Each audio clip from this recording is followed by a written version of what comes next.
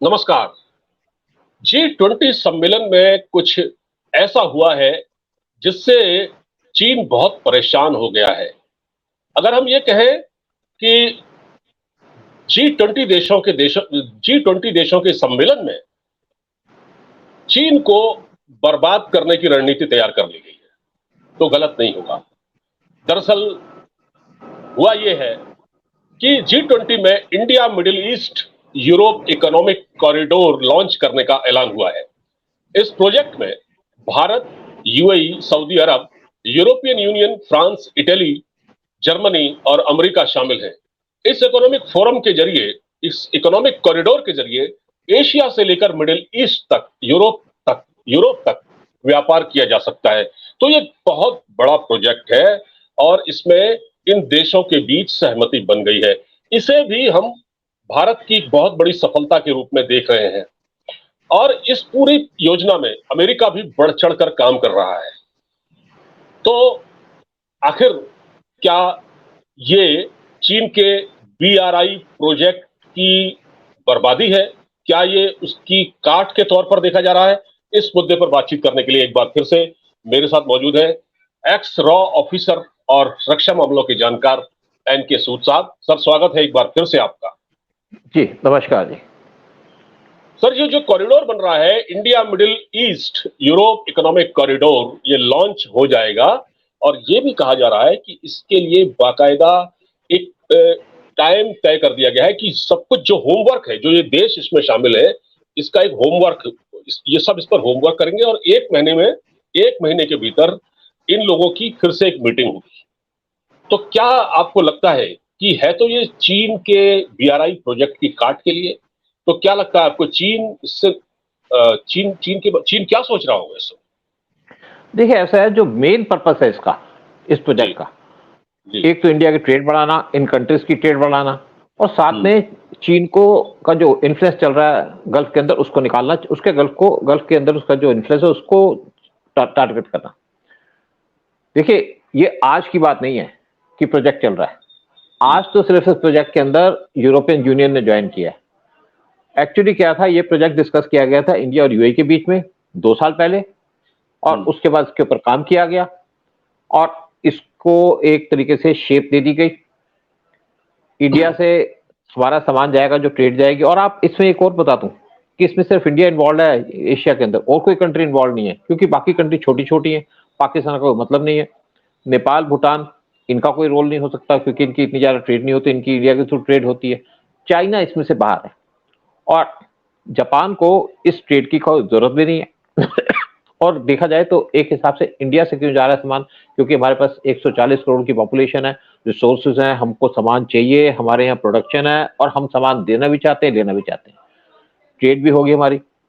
तो इसमें क्या है कि इंडिया और यूएई का एग्रीमेंट हुआ, तब हमारी जो यूएई के साथ ट्रेड थी वो थी $50 बिलियन, और ये था कि हम ट्रेड करेंगे आपस में और उसको बढ़ा देंगे अगले कुछ सालों में अंदर, यानी कि 2030 तक $100 बिलियन। और पिछले 2 सालों के अंदर ये ट्रेड बन चुकी है, $70 बिलियन तक पहुंच चुकी है। हमारे यहाँ से जो सामान होगा वो जाएगा यूएई के अंदर, उनके पोर्ट पे। वहां से ये जो सामान है वो बाई रेल जाएगा सऊदी अरेबिया के अंदर, सऊदी से पास करके जाएगा जॉर्डन में, जॉर्डन से जाएगा इसराइल में, इसराइल के हाइफा पोर्ट पे, जो मेडिटेरेनियन सी के अंदर है, और वहां से यूरोप जाएगा।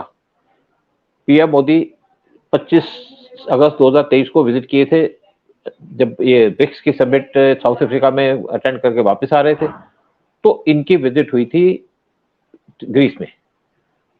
ग्रीस को उन्होंने कहा कि हम चाहते हैं हमारी ट्रेड यहाँ से पास करें, और जो हाइफा पोर्ट से सामान जाएगा वो ग्रीस के पोर्ट पे जाएगा। ग्रीस के पोर्ट की डेवलपमेंट का काम भी शुरू करने की तैयारी कर ली गई है, और इसके अंदर अडानी वहां पे ग्रीस के पोर्ट्स को डेवलप करेंगे। हाइफा पोर्ट जो है वो पहले चाइना के पास था, बड़ा इंपॉर्टेंट पोर्ट है इसराइल का। अब वो पोर्ट दे दिया गया है अडानी को, उन्होंने ज्यादा पैसे देके पोर्ट की डेवलपमेंट का काम कर लिया है। और देखिए, अडानी का बड़ा इंपॉर्टेंट रोल है इंडिया की प्रोग्रेस में, इंडिया के डेवलपमेंट में, और इंडिया को असिस्ट करने में और चाइना को काउंटर करने में। यूएई का पोर्ट भी वो भी अडानी ने बनाया, इवन सऊदी के पोर्ट वो भी अडानी बना रहे हैं। तो इससे बाद जून के अंदर एक मीटिंग हुई थी सऊदी अरेबिया के अंदर, जिसपे इंडिया के एनएसए गए थे, यूएस के एनएसए थे, यूएई के हाई ऑफिशियल्स थे, इजराइल के ऑफिशियल थे, उसको जो हेड कर रहे थे वो थे सऊदी के क्राउन प्रिंस एमबीएस। और यहाँ पे डिस्कस किया गया कि हम यहाँ पे एक ये जो रूट है ये बनाना चाहते हैं। लेकिन इसके अंदर यूएस की प्रेजेंस बड़ी इंपॉर्टेंट थी, मतलब यूएस का ज्वाइन करना ऐसे ग्रुप को कि वो प्रोजेक्ट पूरा होगा और टाइमली पूरा होगा और उसके अंदर यूएस इन्वेस्टमेंट भी करेगा। तो ये सारा कुछ एग्री कर लिया गया था। उसके बाद अब जो G20 के अंदर यूरोपियन यूनियन को लाया गया, इससे ये सारा प्रोजेक्ट आप समझिए कि बहुत जल्दी चलेगा, कोई पैसे की प्रॉब्लम नहीं होगी, बड़े स्पीड से प्रोजेक्ट बनाया जाएगा। उसको जो मेन काम है काउंटर करना चाइना को, और एक्चुअली पड़ेगा छोटा भी, सस्ता पड़ेगा।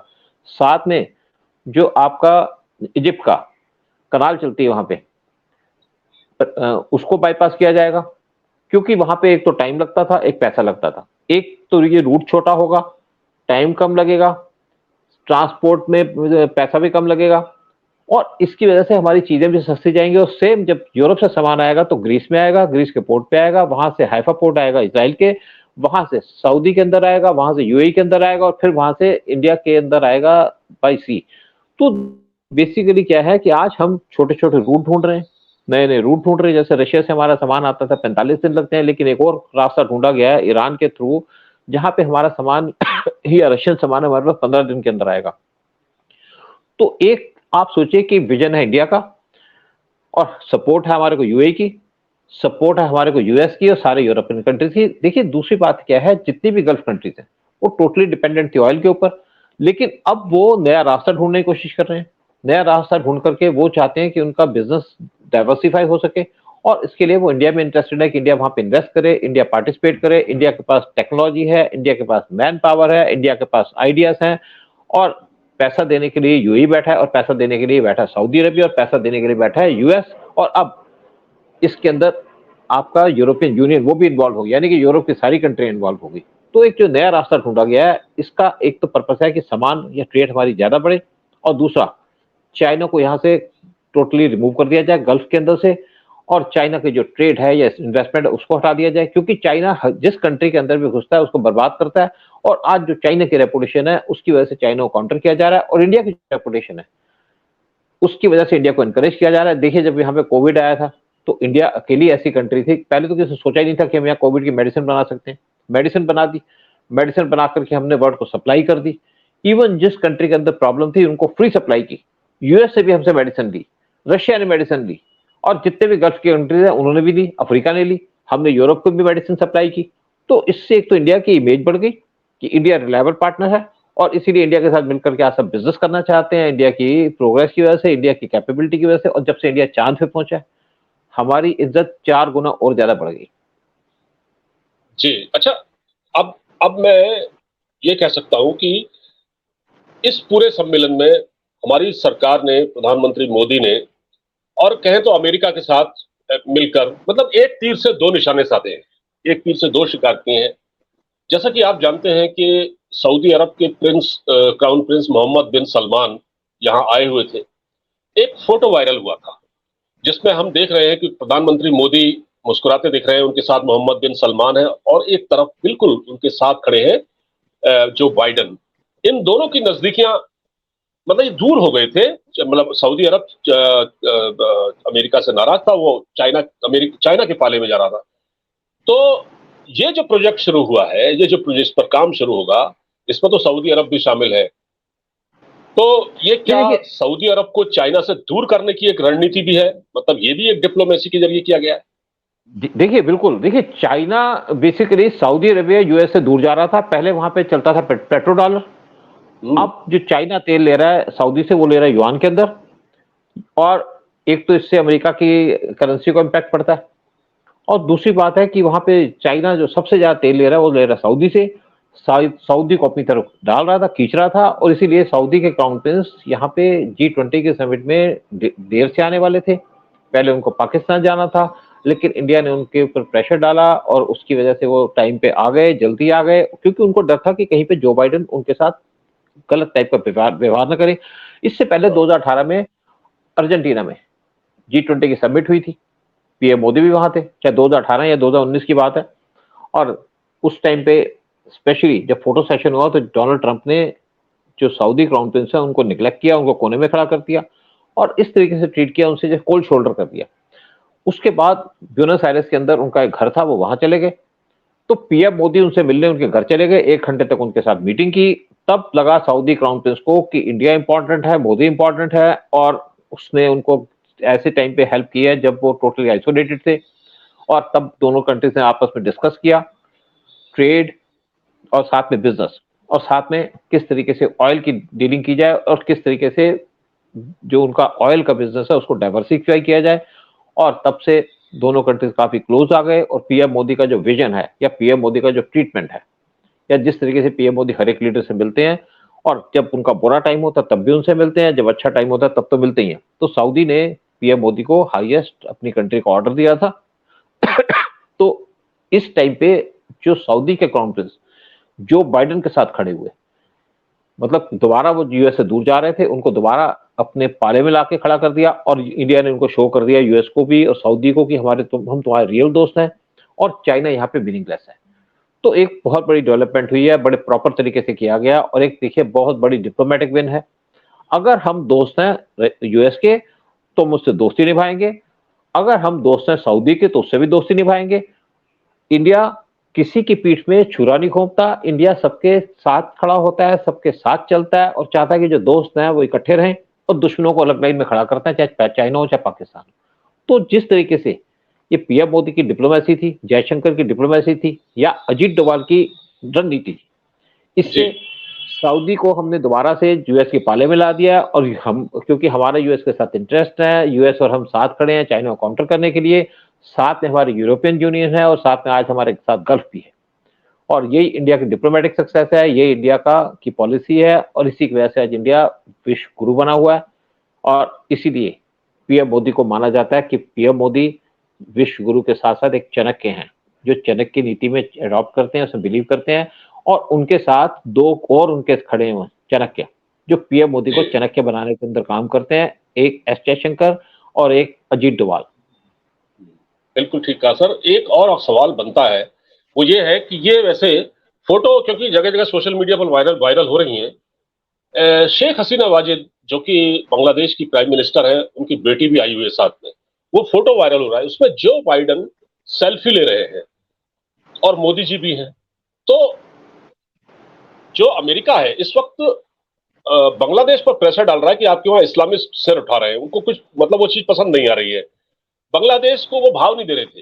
अच्छा, उधर चाइना जो है, चाइना पूरा इन्फ्लुएंस अपना रखता है बांग्लादेश में, चाइना भी रखता है। तो ये भी तो है कि चाइना से बांग्लादेश को दूर करने के लिए, और भारत कोशिश कर रहा है चाइना को अमेरिका के नजदीक लाने की। देखिए ऐसा है, अगर हो सके तो हम इसके ऊपर अलग वीडियो बना सकते हैं जी। शेख हसीना को कैसे यूएस निगलेक्ट कर रहा था, कैसे इंडिया उसको हेल्प कर रहा था, और कैसे चाइना उसको एक्सप्लॉइट करने की कोशिश कर रहा था। इस पे अलग वीडियो बना लेंगे, अलग टॉपिक पे बात कर लेंगे अलग से जी।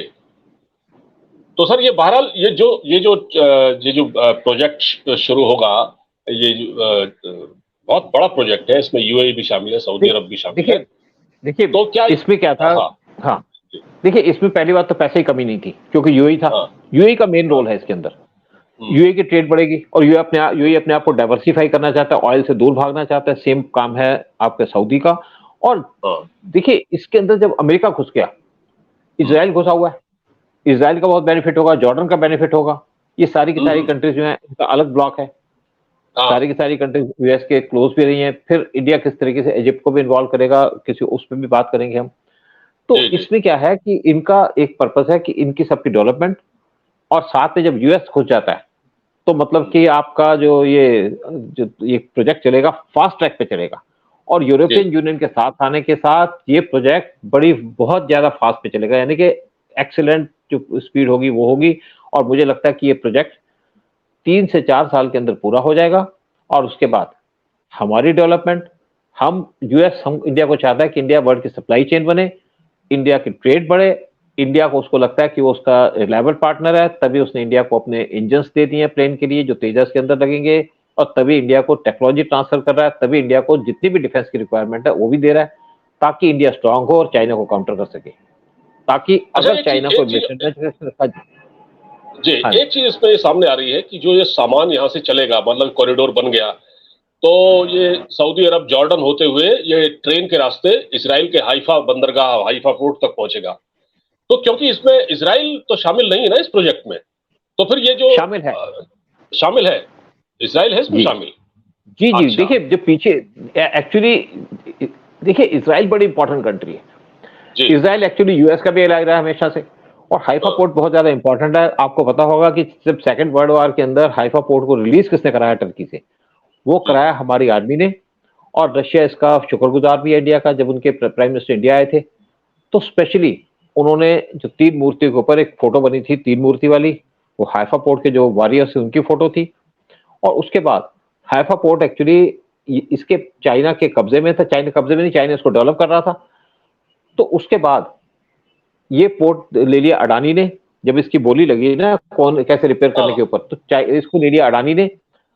अडानी ने इस पोर्ट की डेवलपमेंट का काम शुरू कर दिया, और इस पोर्ट को अडानी ने लेने के लिए ज्यादा पैसे दिए, यानी कि उसने इतनी ज्यादा बिल्ड कर दी कि चाइना सोच नहीं सकता था। देखिए क्या होता है कि हम जब हम हमारी जो गवर्नमेंट है वो कहीं पे इन्वॉल्व होती है, लेकिन ये जो काम होते हैं, यानी कि कहीं पे कुछ क्लेम करने के या कोई मैन्युफैक्चर करने के, वो हमारी प्राइवेट पार्टीज करती हैं।